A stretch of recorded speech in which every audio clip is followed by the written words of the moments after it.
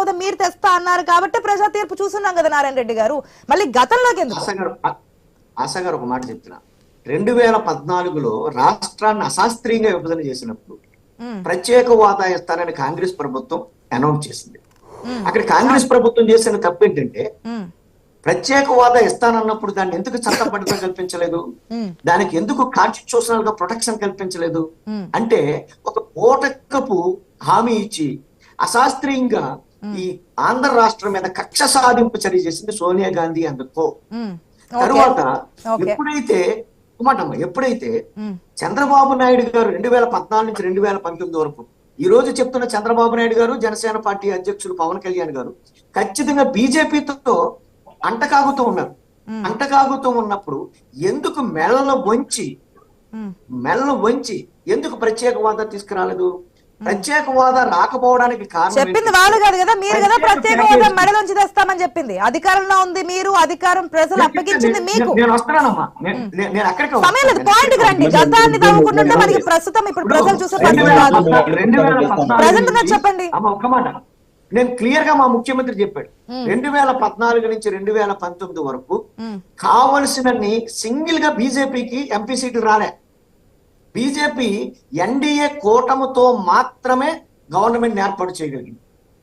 కానీ 2019 నిదర్శనం ఇదంతా. మేము అడగలేవురా బాబు, మా వల్ల కాదు, మాకు భయం ఉంది, మాకు కారిపోతుందని చెబుతున్నారు మీరు. మీ చేతగాంతనానికి నిదర్శనం ఏం చెప్తున్నారా మీరు? నాకు అర్థం కాదు. మెడలు ఉంచుతామని చెప్పింది ఎవరు? మీరు చెప్పారా? మీరు చెప్పావా? మెడలు ఉంచుతాం, కాళ్ళు ఎత్తుతాం, చేతులు ఇరుస్తాం అని పిచ్చి పిచ్చి మాట్లాడి ఈ రోజు వచ్చి మా జగన్మోహన్ రెడ్డి గారు అని చెప్పారు.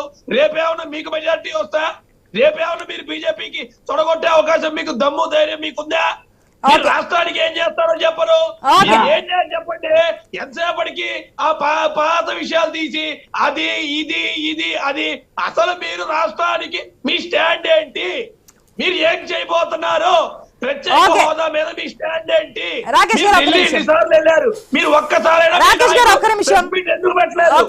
ప్రెస్ మీట్ పెట్టి సమాధానం ఎందుకు చెప్పలేదు? ఎప్పుడు కూడా అడిగిన అంశాలే పేపర్ ఎందుకు రిలీజ్ చేస్తున్నారు? అక్కడే నుంచొని అక్కడే ప్రెస్ ముందు. రాకేష్ గారు ఒక్క నిమిషం ప్లీజ్. సమయం తక్కువగా ఉంది. మనకి ప్యానెల్ లో రాజకీయ పార్టీ నాయకులతో పాటు అనలిస్ట్ కూడా ఉన్నారు. ఆయన అభిప్రాయాలు కూడా తెలుసుకోవాలి, ప్రజలకు తెలియజేయాలి. ఏ పార్టీ అభిప్రాయాలు ఆ పార్టీకి ఉంటాయి. రాకేష్ గారు ఒక్క నిమిషం. చెప్పింది ఆయన. తర్వాత కేంద్ర ప్రభుత్వానికి మన అవసరం లేదు కాబట్టి అంటాడు. రేపేమో నేను అవసరం వస్తుందా? రాకేష్ గారు ఒక్క నిమిషం. ఆంధ్రప్రదేశ్ బలమే 25 ఎంపీలు. ఒక్క నిమిషం. మన అవసరం ఉందా లేదా అనేది పక్కన పెట్టాలా? మనం ఏం చేసామనేది ముఖ్యం. ఏమన్నా వైఎస్ఆర్సీపీ పార్టీకి రాకేష్ గారు ఒక్క నిమిషం ప్లీజ్. లక్ష్మణ్ గారు గుడ్ మార్నింగ్ అండి. ఒక్క నిమిషం నారాయణ రెడ్డి గారు. లక్ష్మణ్ గారు చూస్తూ ఉన్నాం, ఎలక్షన్స్ ఇయర్ కాబట్టి, ఎలక్షన్స్ దగ్గరకు వస్తున్నాయి కాబట్టి